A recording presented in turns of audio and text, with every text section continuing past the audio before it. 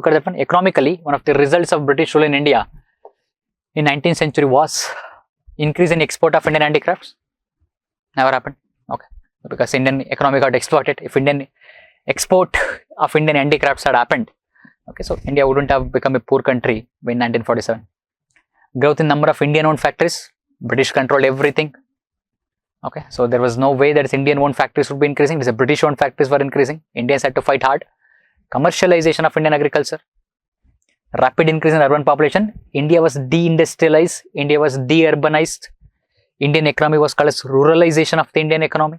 That was the effect of British policies. But what Britishers want to make out of Indian economy is that one, to serve their interests.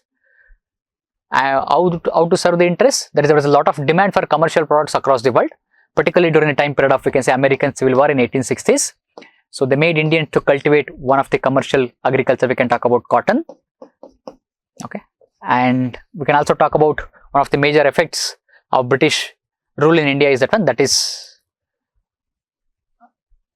famines. Okay, famines is one of the major effect of it. Why famines happened? Because less importance was given to food production, and food production was never supported through land revenue settlements.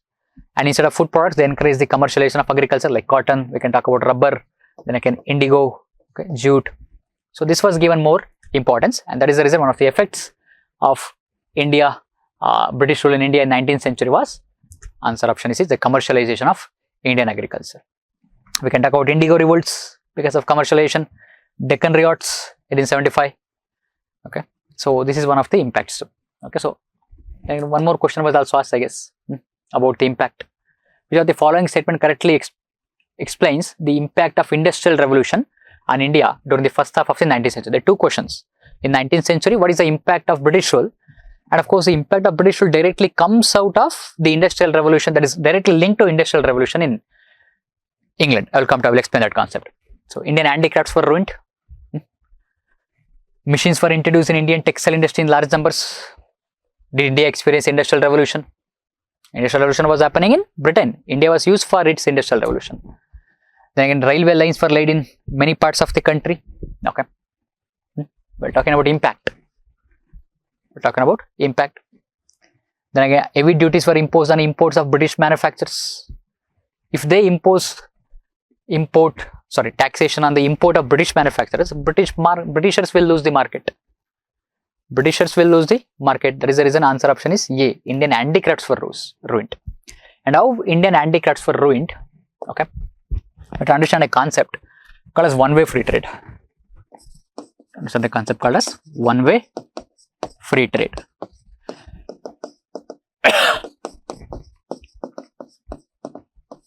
And this concept became popular after 1813. In the name of free trade, it became one-way free trade. What is one-way free trade? We'll take it as England, India. Okay. And of course, England was experiencing Industrial Revolution since 1750. Okay. In the middle of the 18th century itself only. It means industrialized production. There was mass production and high volume production. Volume growth was happening. But the consumption couldn't be done in England because the population was very small and they wanted market for these products. Okay. Now what India did? India started exporting raw materials. They controlled Indian economy through East India Company.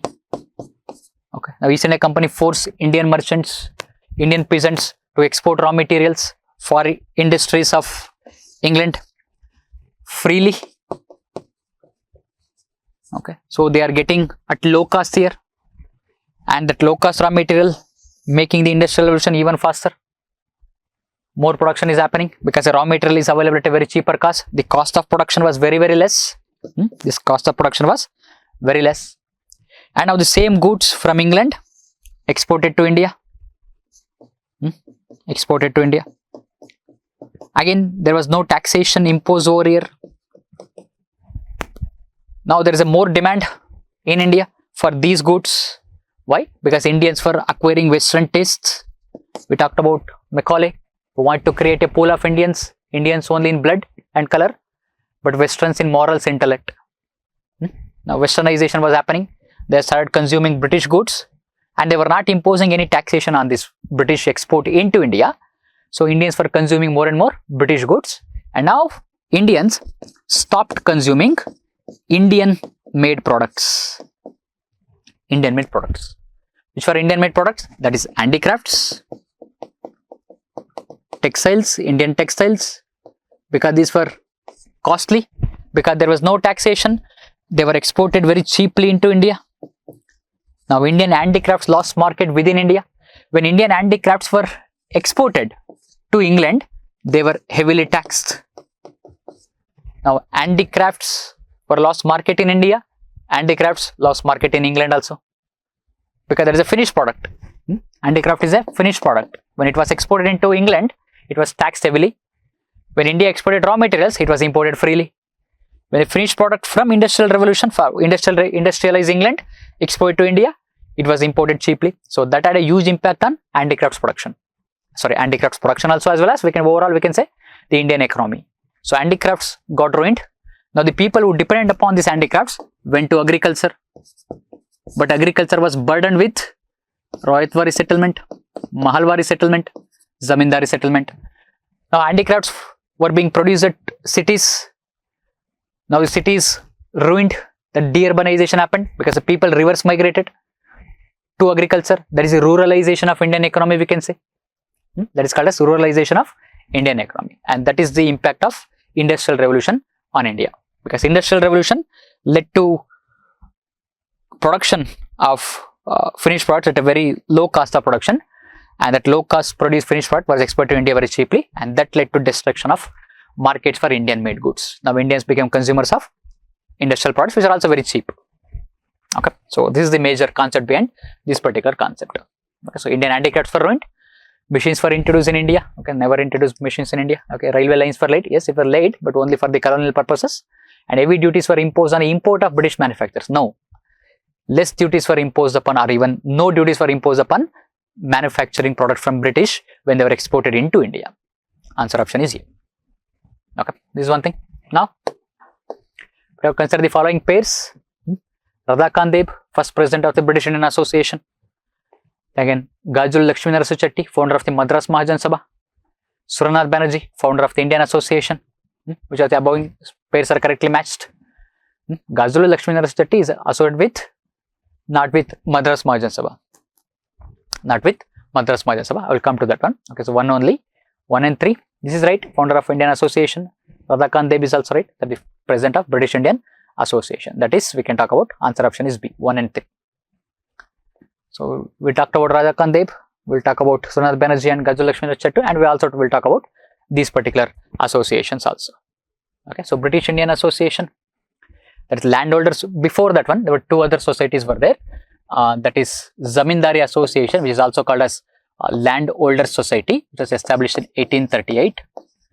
Then again, Bengal British India Society, established in 1843, and this one, that one, and both of them are combined or merged to form British Indian Association, of the earliest political associations in India. Okay, Zamindari Association, that is Zamindari, to serve the Zamindari interests, and Bengal British India about discussion of the British policies. The British Indian Association was established in 1851. Okay, Radha Kandeb was its first president. Then the first general secretary was Debandranath Tagore, like I already mentioned, and he completely composed of Indians only for interests of the Indians. It's a political association, we can say. It's the beginning of the political undercurrents in Indian society. And it worked towards increasing the welfare of Indians, putting petitions, negotiating with the Britishers, and also asked for separation of powers, separation of executive from legislature. Lawmaking should be different, execution should be different. Okay, and at the same time, more political representation for Indians it demanded for. Include more Indians in lawmaking process, include more Indians in administration, more represented for in British India. And some other members, Krishnodas Pal, Peri Chand Mitra, then again Ram Gopal Ghosh, and these about British Indian Association. Before that, Landholder Society was there, also called as Zamindari Association, and Bengal British India Society, and both of them together made British India Society, British Indian Association. It continued until 1954 also. It continued until 1954. And then they asked about Indian Association of Calcutta, also called Indian National Association, in 1876 by Anand Mohan Bose and Surendranath Banerjee, again in Bengal. Okay, inspired from Mazzini. Mazzini was related to, we can say, Italian unification movement. Italian unity achieved in 71, one of the prophets of Italian unification movement, Mazzini is called as. And unite Indians on common issues, that is the goal of this society or association, because they want to bring or make sure Indians are aware about what is happening in the society. Unite Indians on common issues. Common issues is exploitation, civil services. Okay, that is not finding representation in the legislature or in executive. Okay, at the same time, civil service agitation. Why? Because Indians are given very low salary. They were given low positions. So working for civil service agitation. So after 1857 revolt, Britishers started divide and rule policy, that is Hindus and Muslims. Okay, that is the reason the society or association working for bringing is Hindu-Muslim unity. Working for Hindu-Muslim unity, and later Indian National Association was merged with INC in 1886. Merged with INC in 1886. Okay, so because there was no necessity of continuing the association, when in 1885 INC had been established and INC was spearheading the Indian national movement as an organization. So that is the reason Suryanarayan Banerjee felt it was redundant to have this association, and that is the reason he merged with that in INC. Okay, so then again, Shivanath Shastri was another member, Krishnadas Pal was another member, Dwarakanath Ganguly was also a member, and the first president was Krishna Mohan Banerjee, and the first secretary was Anand Mohan Bose. AMBB, that is Anand Mohan Bose. Shivanath Shastri, Krishnadas Pal, Dwarakanath Ganguly, okay, and the first president was Krishna Mohan Banerjee. And also Suryanarayan Banerjee, he edited one newspaper that is called as the Bengali. He edited a newspaper that is called as Bengali, and he cleared ICS twice, that is Indian Civil Services twice. Then he formed a Liberal Party, that is Indian Liberal Party, in 1919 and contested 1920 elections. And why this party was formed? That one question was also asked. I'll come to that one. Okay, so the one question about the South, All India Liberal Federation, Tej Bahadur Sapru, All India Untouchability League, we can say Mahatma Gandhi. Okay, so that question was also asked. And when he formed in 1919, why he formed in 1919? I'll come to that one when you take up that particular question. Okay, and he was the president of INC session of 1895, and then again 1902, that is 1895 session of Pune, and 1902 session of Ahmedabad. So he was the president of INC for 2 sessions, 1895, 1902, and also is the first journalist to be arrested in India by British. To be arrested in India by the Britishers, Suryanarayan Banerjee. Okay, and he also wrote a book, that is Nation in the Making, in 1925. That's Indian Nation in the Making in 1925. Okay, so he's the first journalist to be arrested because he criticized one of the judgments on contempt of court issue. That is, he criticized one of the judgments of Britishers, so he got arrested. So Nation in the Making, the book he wrote in 1925. Okay, a Madras Native Association, that is what Gajul Lakshmi Narasimha Chetty is associated with. It's a branch of British India Association. British India Association established in 1851, and its branch was also is in Bombay Association also, again 1850-51, sorry 51-52. Then again Madras Native Association is also a branch of it, but it did not last long because it lost ground to Madras Mahajan Sabha.